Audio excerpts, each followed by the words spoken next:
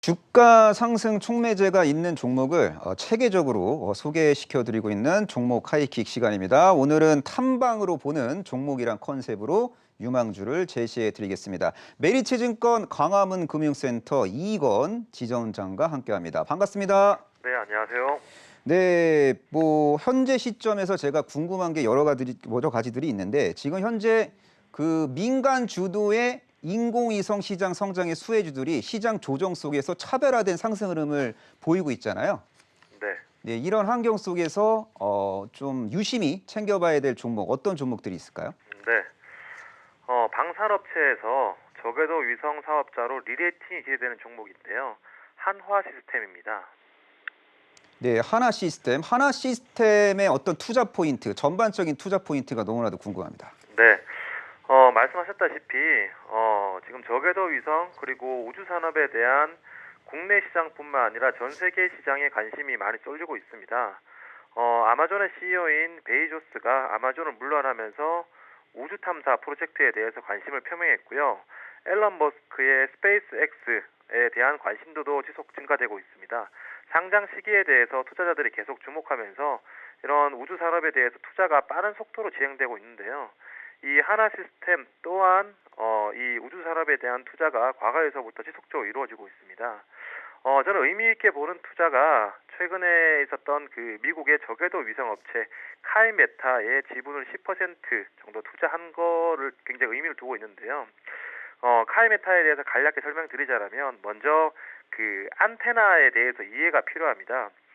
지금 스페이스X나 원앱 저궤도 위성을 쏘아 올리는 데 집중하고 있는데 먼저 이 위성 시장을 선점하는 데 목표를 두고 있습니다. 하지만 이 그 위성을 많이 쏘아 올린 이후에는 이 위성을 활용해야 되거든요. 이 활용하기 위해서 결국 안테나 시장을 함께 성장할 수밖에 없는데 안테나 같은 경우에는 크게 파라볼릭 안테나와 평판 안테나로 나눠볼 수 있습니다. 이 쉽게 말해서 파라볼릭 안테나 같은 경우에는 이 건물의 가장 위에 또는 탑에 설치해서 B2B 개념의 또는 이 저궤도 위성의 중계기 역할을 하는 그런 안테나를 볼 수 있고요.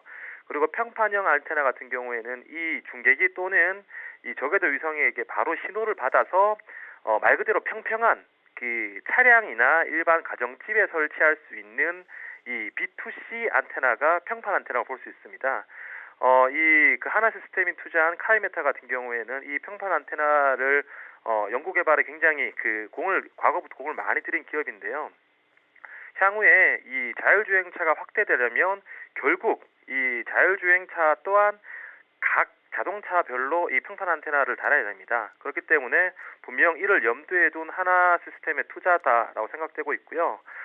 하나 그룹 자체가 그 하나 에어로스페이스가 세트레가이를 인수하는 등 그 그룹 차원에서 우주 산업에 대한 의지가 굉장히 강한데 하나 시스템은 이미 그 군 레이더 개발 능력을 보유했기 때문에 위성 사업 분야에서도 뜬구름 잡는 그런 그 신사업 진출이 아니라 충분히 기존의 군 레이더 개발 능력과 함께 시너지를 낼 수 있을 것이다라고 기대해 볼 수 있습니다. 네, 잘 들었습니다. 하나 시스템 저궤도 위성 사업 프로젝트를 통해서 성장판을 확보하고 있는 그런 종목인 것 같은데요. 그렇다면은 하나 시스템의 본업 가치에 대한 이야기 보따리도 좀 풀어주셔야 될 것 같습니다. 네. 본업도 굉장히 중요한데요. 이게 리레이팅이 되기 위해서는 결국 본업도 성장하는 가운데 밸류에이션을 할증해 줄 만한 요소가 있어야 됩니다. 최근에 디스플레이 업체들이 전기차 업체로 리레이팅 되는 이런 모습 많이 보이고 있는데 결국 본업이 플러스 성장이 이루어져야 되거든요.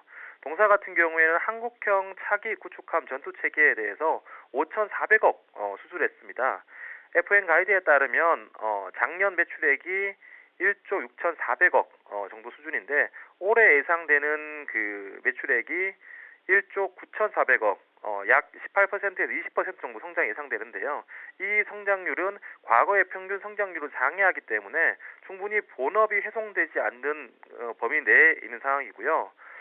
관련 리포트에 따르면 1.3조 정도 수주를 딴 가운데 국반 예산 또한 지난해보다 2천억 정도 증가할 것으로 예상되기 때문에 본업에 대한 훼손 가능성은 굉장히 제한적이다. 다만 이 본업의 성장 증익에 대한 EPS만으로 만약에 그 동사를 평가를 한다라면 지금 상황은 비쌀 수밖에 없습니다. 그렇기 때문에 20% 성장이면 너무 시장 성장 대비해서 너무 그 적은 성장 아닌가라고 말씀하시는데 이 하나 시스템에 대한 투자 포인트는 본업 성장보다는 그 리레이팅의 밸류에이션 확대가 큰 투자 포인트다라고 판단됩니다.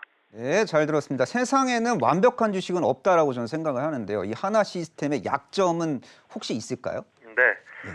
최근에 뭐 인텔리안테크라든가 뭐 AP위성, 한국항공우주, 하나에어로스페이스, 제트랙I, 뭐 LIG 넥스원 관련 우주산업 종목들이 굉장히 좋은 모습을 보이고 있는데 동사는 1월 20일 이후부터 다른 업종들에 비해서 다른 종목들에 비해서 지지부진한 모습 보였습니다. 이는 1월 20일 이후에 사모펀드가 보유했던 지분, 전체 지분의 7.79%를 10% 정도 할인하는 가격에 블록딜이 있었거든요. 이 블록딜이나 오버행은 과거에서부터 계속 있었던 이슈인데 최근에 수급적인 상황, 거래량으로 봤을 때는 충분히 이 오버행에 대한 물량 소화가 이 막바지 단계에 들어서고 있다라고 판단됩니다.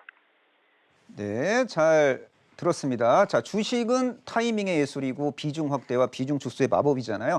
하나 시스템에 대한 매매 전략도 궁금합니다. 네. 본업이 성장하는 가운데 그 밸류에이션 리레이팅 이게 전 가장 큰 부분이고요. 사실 이 밸류에이션 리레이팅 시장에서 이 밸류라는 것은 시장에서 주는 거기 때문에 제가 밸류에이션을 몇 배 줘야 된다라고 말씀드린 거는 굉장히 건방진 이야기인가 아닌가라고 생각되고 있고요. 다만 회사의 투자 방향성 그리고 하나라는 그룹 자체가 최근에 그 계속 이뤄냈던 그런 투자를 자체가 더 이상 하나 시스템을 얼마까지 리레이팅 시킬지는 모르겠지만 더 이상 방산업체로 바라봐야 될 PBR과 PER은 아니다라는 관점이고요. 여기에 더해서 그 오버웨어 지분을 30% 확보하면서 에어택시에 대한 신성장 동력도 확보하고 있습니다. 그렇기 때문에 이 목표가가 정확하게 나오려면 이 적용해야 될 밸류에이션을 구체적으로 말씀드려야 되는데 그에 대해서 제가 그 밸류에이션을 말씀드리는 근거가 부족하기 때문에 목표가로 말씀드리겠고요.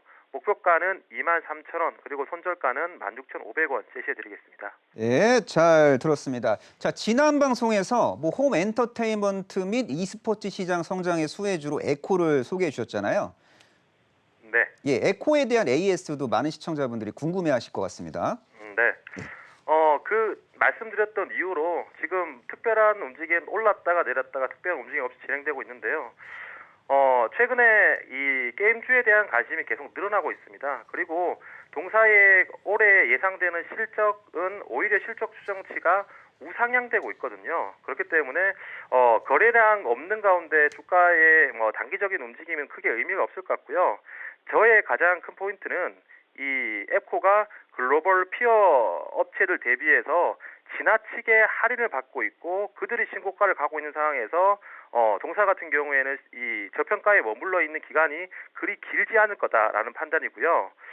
여기에 그 동사가 이제 스마트 교육 분야에서 이미 시범 사업자로 확정이 되어 있는 상황이기 때문에 향후에 추가적인 수주가 나온다라면 또는 이런 그 1인용 가전에 대해서 이 실적 비중이 조금만 더 올라온다라면 적용되어야 될 밸류에이션 자체가 달라지는 부분이기 때문에 저는 지금 영역에서는 향후로 봤을 때 여전히 저평가 영역이다라고 판단합니다. 네, 잘 들었습니다. 지금까지 메리츠증권 광화문금융센터 이익원 지점장과 함께했습니다. 고맙습니다. 네, 감사합니다.